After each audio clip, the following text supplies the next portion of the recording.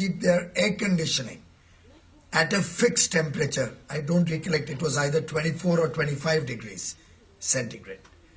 And during the entire stay in Japan that time, I found anywhere and everywhere I went, and it was in the summer months, everybody used air conditioning at a particular fixed temperature so that the shortage of electricity that you were facing could be shared by everybody, and you don't run out of electricity for any person whatsoever. So the person who may be the richest billionaire of Japan or an ordinary middle class person, everybody had an equal and shared responsibility to meet that crisis. To me, that was an eye-opener. That was one of the finest examples I've ever come across of how a nation comes together in an hour of crisis and shares the burden equally and equitably. In fact, on a lighter note, and I say this more particularly to my Indian friends who are here, I was mentioning it to His Excellency Ambassador Chinoy, and I'm sharing it.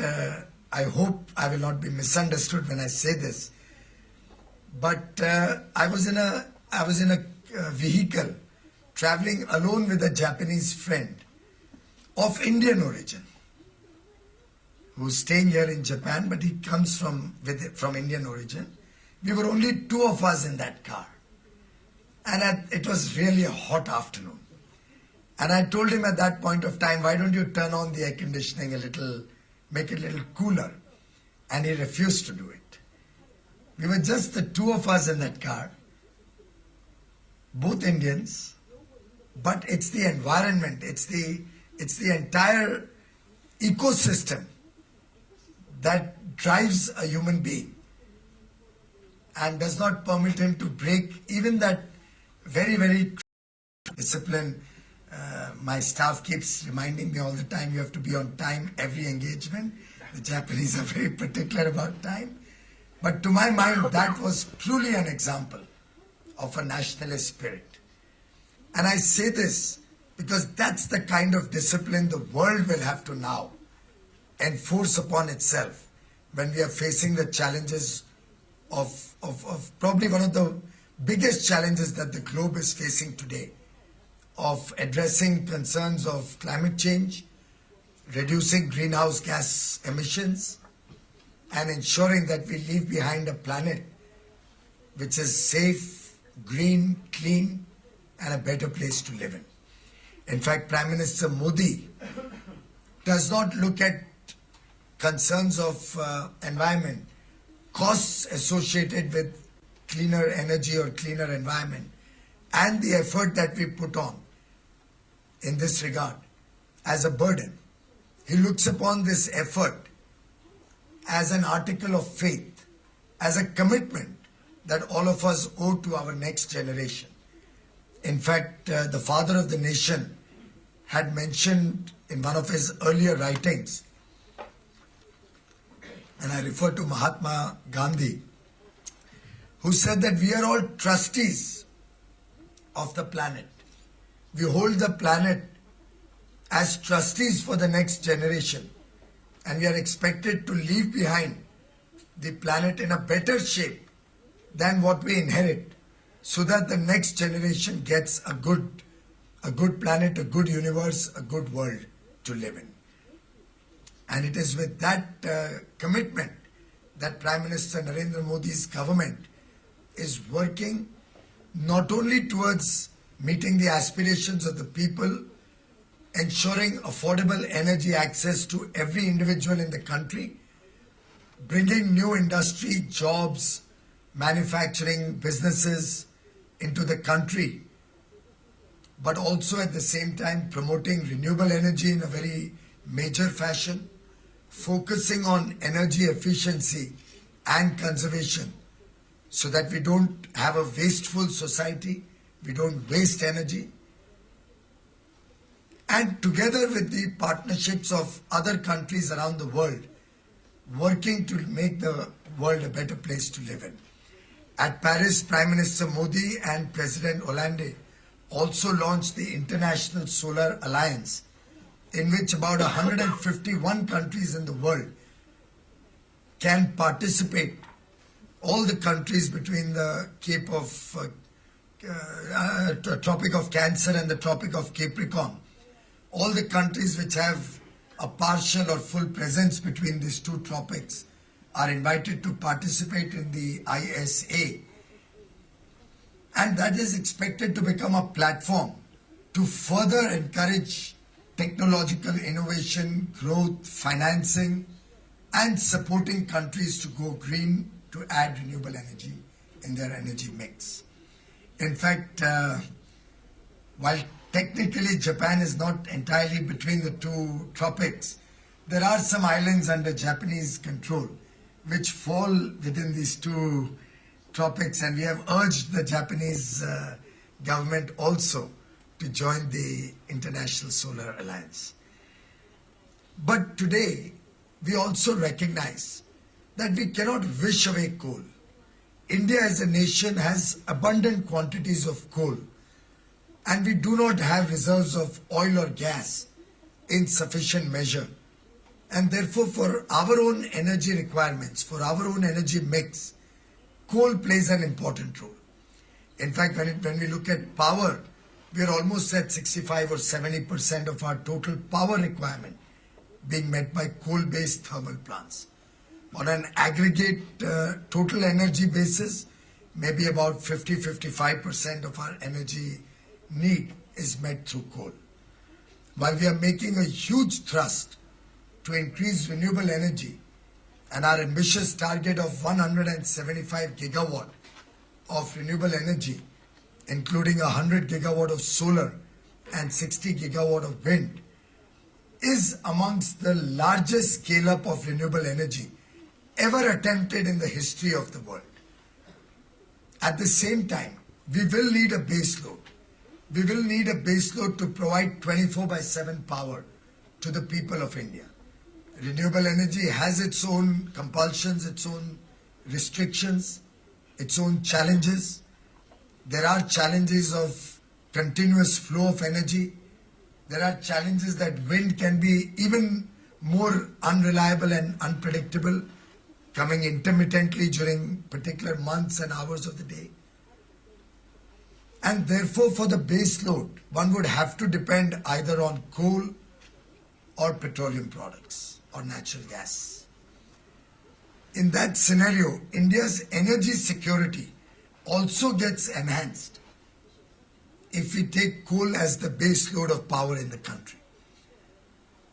But when we talk of coal becoming the base load, we are immediately faced with the problem of pollution. We are faced with the problem of carbon dioxide emissions.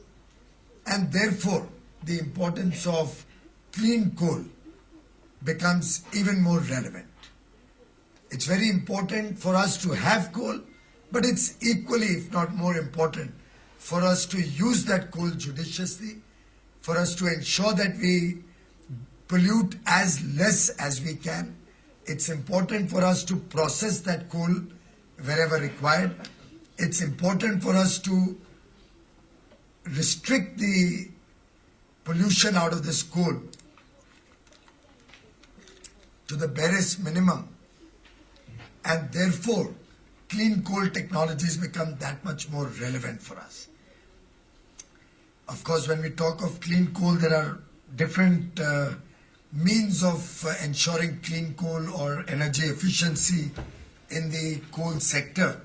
One can look at coal beneficiation as an important element. There's a lot of talk about carbon capture that is going around the place. There is possibilities to reduce carbon dioxide emission through use of supercritical and ultra supercritical technologies in the thermal power plants. There are many ways by which we can reduce the particulate matter or the oxides of sulfur and nitrogen, the SOx and NOx output out of the thermal generation.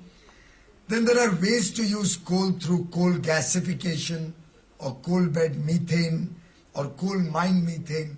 So all of these different possibilities put together can be attempted to be used in India to bring about a revolution in the way we use coal, to bring in more efficiency in our utilization of coal, and finally, to ensure that coal does not become the cause of further deterioration in the environment. At this stage, I'll just pause to share with you a small statistic just to reflect that the concerns that the world is facing are really not of India's doing. Even as we speak today, India's consumption of coal at 0.5 metric ton per capita is significantly lower than most of the developed world. In fact, I was reading some old literature, and India uses the same level of coal per capita, 0.5 metric ton today, that the United States of America was consuming 150 years ago, in the 1860s and 70s, and something which I'm sure the IEEJ and Toyota San is very much familiar with. Your neighbor has rapidly developed its economy in the last 3 decades, but most of that development has been on the back of a rapid rollout of thermal plants and create bigger and bigger and more consumption of coal, which I believe has expanded by 7 to 10 times in the last 3 decades. So if one was to look at the greenhouse gases out there in the environment, almost 50% or more has come out of the developed world, broadly the United States or the American continent and the European continent, both of which together would probably represent barely 10-12% of the world's population. Whereas India, which has over 17% of the world's population, has barely contributed 2.5% of the total greenhouse gases in the atmosphere. So really, India is not responsible for this great challenge or this great problem that the world is facing. However, as I mentioned earlier, we do believe that despite this harsh reality, India will play the role of a globally responsible world citizen, will play the role of a country which believes that all of us have to share our responsibility towards a cleaner and better future for our people. But at the same time, we are on record that climate justice demands that the developed world also reassess its lifestyle, reassess the wasteful consumption of energy and electricity particularly, the consumption of petroleum products in vehicles, and also support the developing and emerging economies in their path towards being cleaner, towards renewable energy, towards green and clean technologies, help us with most modern technology, help us with long tenor, low cost finance, so that we can keep our energy costs affordable, because we still have millions and millions of people who have been deprived of the basic utility like electricity, even almost 68 years after independence. Therefore, for India to balance its development imperative and its concerns for the environment is, to my mind, one of the biggest challenges that we are facing.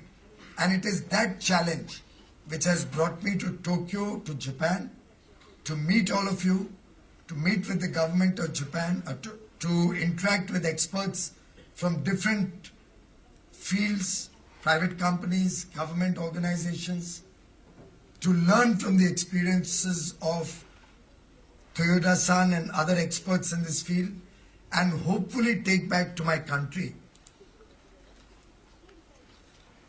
the promise of better technology, the promise of a deeper engagement between both sides to help us evolve into a very responsible but affordable energy mix which can not only serve the people of India efficiently and effectively, but can also ensure that the world does not have to face the kind of calamity that climate change has the potential of causing. On our side in India, we have been focusing on 2 or 3 major initiatives.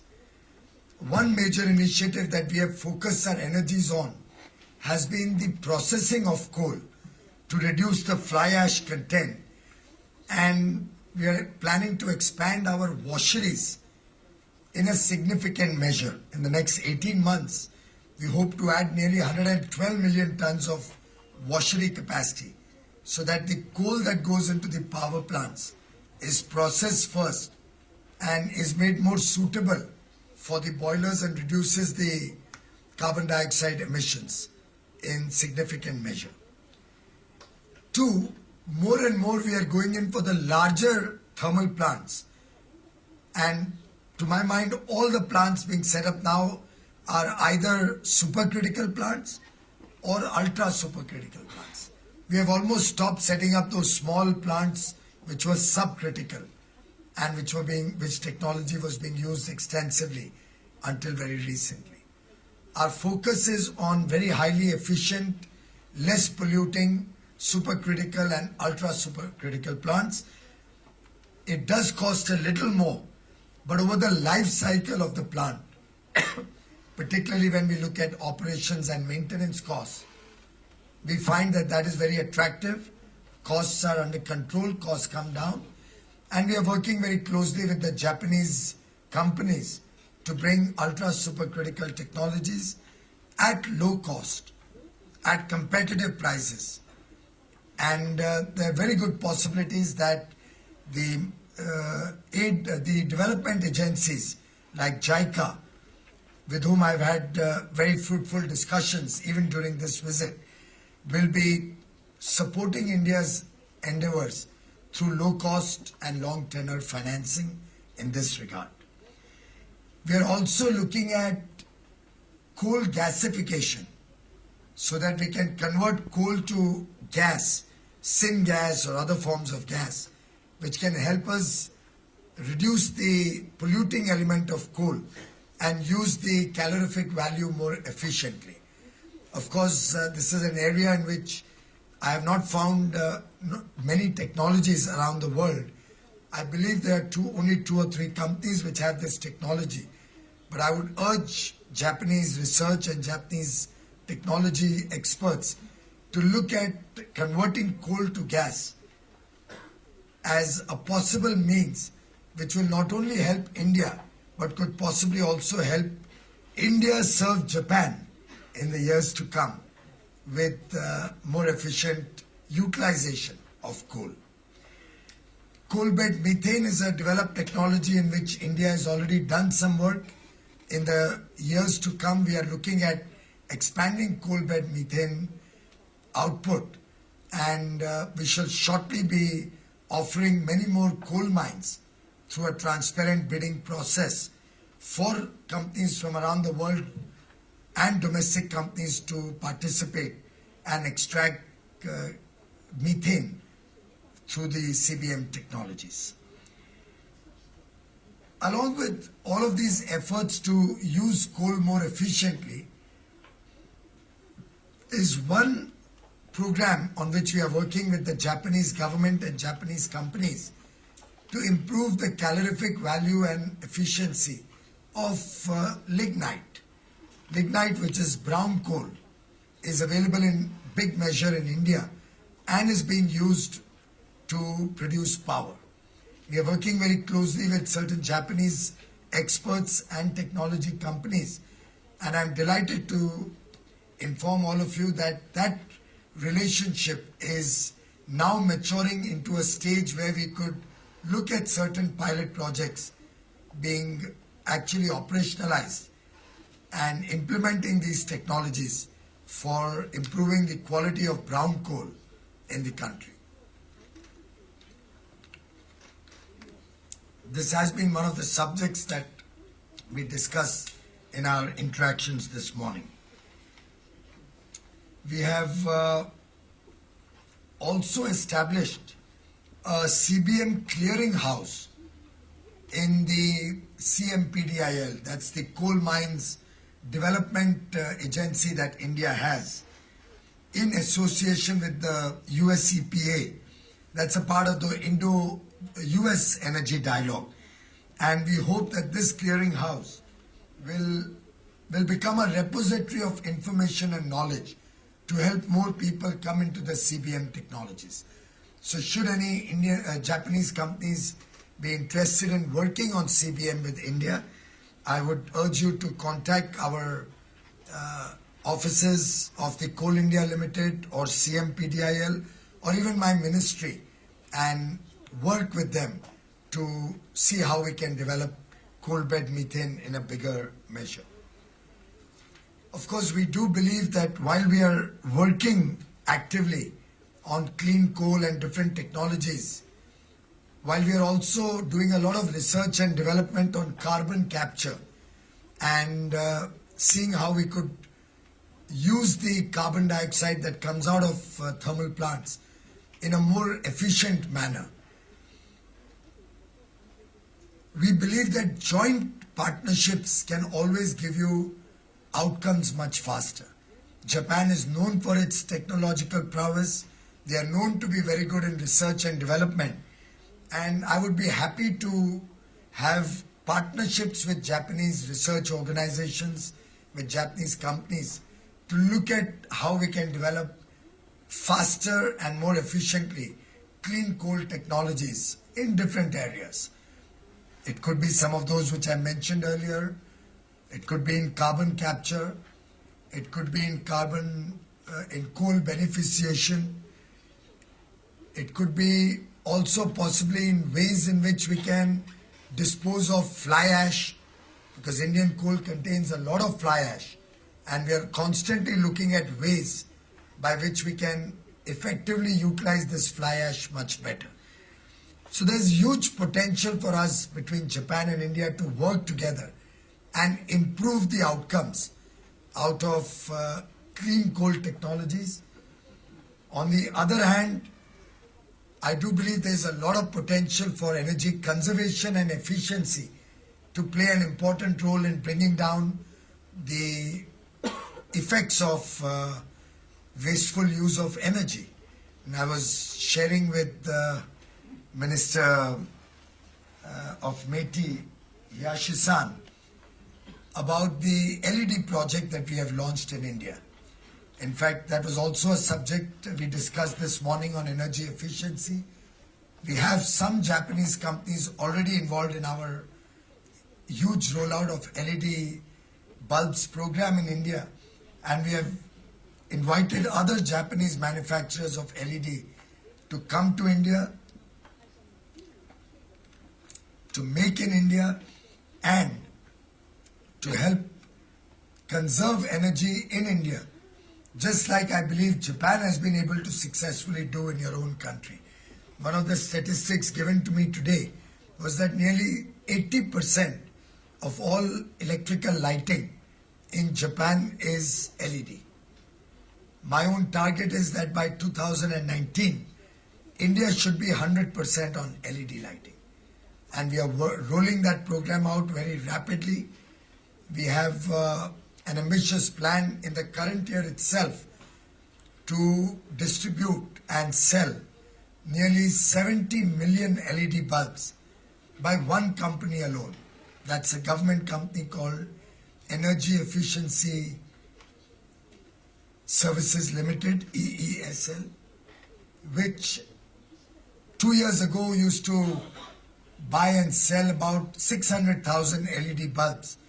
But in the current year, it has already floated tenders or purchases of about 100 million bulbs in the year 15-16 already, and our year ends in March, and has distributed about 46 million bulbs so far in the first 9 months, and by the end of March would have distributed about 70 million bulbs in the first year of the program alone.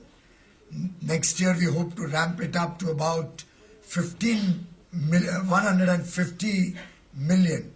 And in the third year, we hope to ramp it up to about 220 million.